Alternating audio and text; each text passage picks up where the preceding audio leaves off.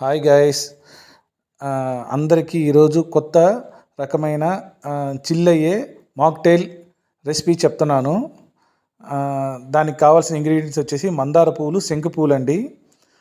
First of all మందార పువ్వులని ఇలా బాగా వాష్ చేసుకొని దాన్ని పక్కకి వేరే వాష్ చేసిన తర్వాత ఒక బౌల్లోకి తీసుకొని దాని రెక్కలు ఈ విధంగా రెక్కలు తీసేయాలండి.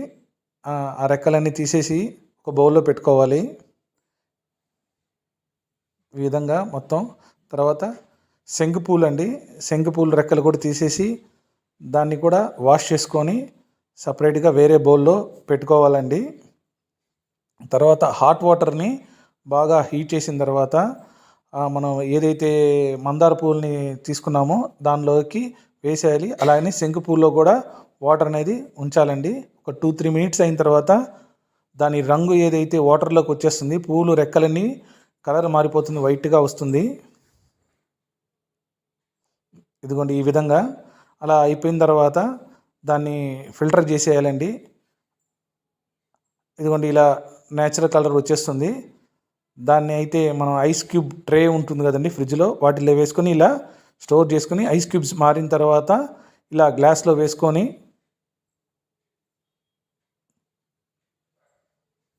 ఈ విధంగా దాంట్లో లెమన్, షుగర్, మింట్ లీవ్స్ వేసి తర్వాత స్ప్రైట్ వేసుకోవాలండి.